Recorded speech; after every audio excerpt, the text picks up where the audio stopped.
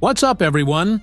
Welcome back to Sports Center. Tonight we're talking about one name that Stephen A. Smith made very clear on the show earlier today, DeAndre Ayton. According to Stephen A., as the Lakers head into training camp, Ayton has the potential to be the single biggest impact player for Los Angeles this upcoming season. Now, of course, the conversation always includes LeBron James and Anthony Davis. But when we talk about new additions, Stephen A.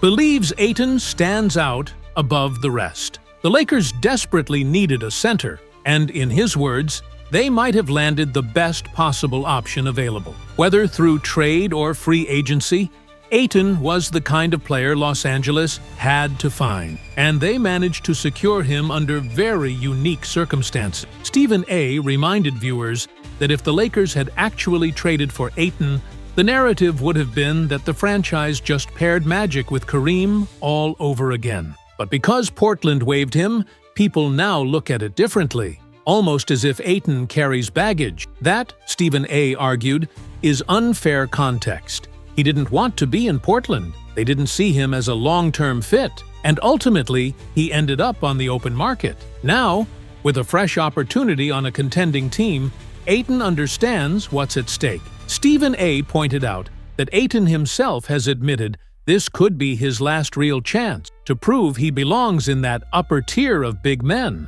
That urgency matters, and so does the fit. As Smith explained, you couldn't draw up a better partner for Luka Doncic in the pick and roll. Ayton is a hyper-athletic center, one of the best lob threats in basketball, finishing at a top 4 rate in the league last season despite playing on a struggling Portland roster. If he was that effective with Scoot Henderson, imagine what he can look like running two-man actions with Luka. Stephen A. went even further, calling the Luka-Ayton connection potentially the most dangerous pick-and-roll in the league. Last season, Cade Cunningham and Jalen Duren ranked number 1 in that category. Now you're replacing them with a more polished playmaker in Doncic and a more versatile big in Ayton. That combination, Smith argued, could become unstoppable. Another key factor Stephen A. mentioned is Ayton's offensive versatility. He isn't just limited to lobs and dunks like Jackson Hayes was last year for Los Angeles.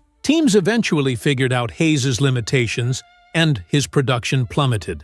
With Ayton, defenses can't take away just one action. If the lob is cut off, he has the mid-range game, the pick and pop, and the ability to create secondary scoring opportunities. That variety keeps defenses guessing and opens up even more space for LeBron, AD, and the rest of the roster. At the end of the day, Stephen A. Smith's message on SportsCenter was clear. DeAndre Ayton isn't just another addition. He could be the missing piece that defines whether the Lakers remain pretenders or emerge as true contenders this season. And Stephen A. Smith didn't hold back on this point. He said what makes Ayton so valuable is that he's not one-dimensional. Opponents can't just cut off one action and expect him to disappear. Whether it's rolling to the basket, popping out to mid-range, or simply getting the ball on the block and going to work, Ayton has the tools to punish defenses in multiple ways. As Stephen A. put it, this isn't Jackson Hayes. This is a big who can score over either shoulder, square up, and get his own shot. That, he argued, makes it so much harder to shut down his connection with Luka Doncic. Smith even went as far as to say that unless you're talking about a Nikola Jokic-type player, Ayton has the skill set to be the Lakers' long-term answer at center. He envisions Luka and Ayton forming one of the league's next great guard-big man duo, the kind of pairing that can anchor a contender for years. And while some critics may roll their eyes at Ayton's name, Stephen A. reminded viewers that he doesn't need to be a 30-10 superstar. What matters is whether he evolves into that consistent third option, or even second option at times, behind LeBron and Luka. The reality, according to Stephen A., is that Doncic has always thrived with a reliable lob threat. But Ayton can be much more than that. He has the offensive skill to become Luka's favorite target, and by default, that could make him the Lakers' third scoring pillar. If that happens, it could shift Austin Reeves' role slightly, but it would also give Los Angeles a far more balanced attack. Statistically, Stephen A. laid it out like this: Ayton doesn't need to average 25 points a night. He sees him realistically in that 15-10 range, with the potential to push toward 18 or 20 on a given night. The key is consistency. Ayton has openly said he wants to buy in more on the defensive end, becoming a better rim protector, a stronger shot blocker, and a more engaged presence in the paint. But as Smith emphasized, words are one thing, effort is another. If Ayton truly commits, the Lakers suddenly have a big man who can influence both ends of the floor. And let's not forget, Stephen A. reminded everyone, we are not far removed from a time when Ayton was being mentioned as a top 5 center in the NBA. This is the same player who helped Phoenix reach the finals, the same player who gave Anthony Davis serious problems in that playoff run. Go back, watch the tape, check the numbers. Ayton was dominant. His career averages back that up as well. 16 points, 11 rebounds per game. Even in so-called down years with Portland, he was putting up 15 and 10, or 17 and 11. If that's considered underwhelming, Smith argued, then people need to reset their expectation. Finally, Stephen A. addressed the narrative. A lot of the criticism, he said, comes from circumstance. Things soured in Phoenix.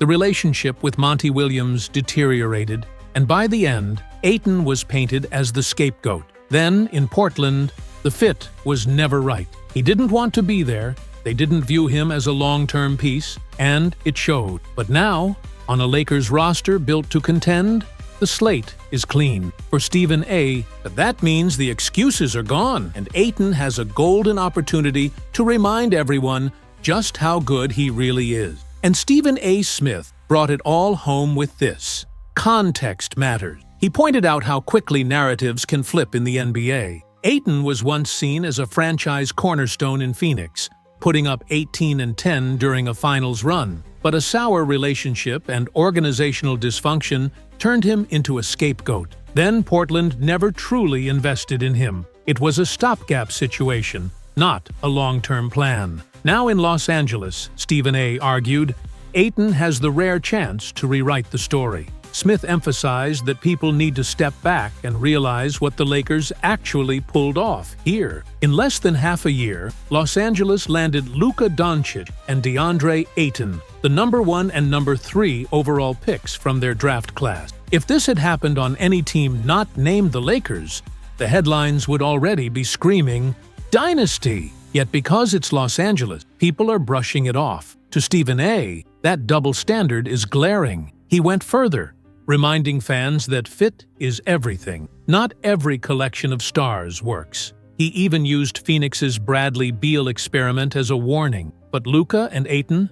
That's different. That's a combination that makes basketball sense. One of the best playmakers and creators in the world, paired with one of the most athletic and versatile bigs in the game. According to Smith, those two complement each other perfectly. In his words, that's not just talent, that's synergy. Stephen A. also issued a warning to the rest of the league. Don't underestimate what's coming. He predicted that within the first 20 games of the season, the conversation is going to flip. Right now, skeptics dismiss Ayton as trash or call the Lakers flawed. But once Luka and Ayton find their rhythm, Smith believes the national conversation will shift to, "This isn't fair. How much help does LeBron need?" He even said that accusations of the league being rigged for the Lakers will resurface once people see just how good this duo can be. What makes this even more dangerous, in Smith's view, is Ayton's motivation. This isn't just about stat,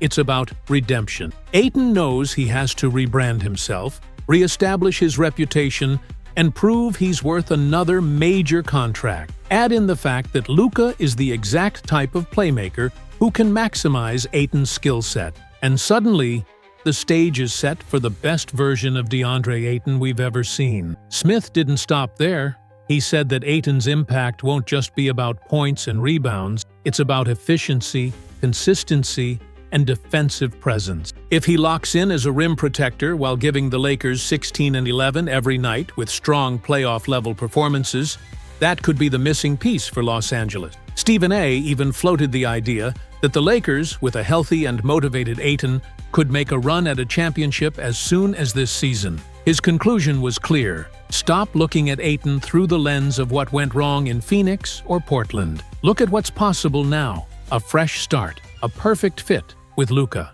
A chance to restore his reputation on one of the biggest stages in sports. And for Stephen A. Smith, that's the kind of storyline that could redefine not only Ayton's career, but also the entire outlook of the Lakers' future.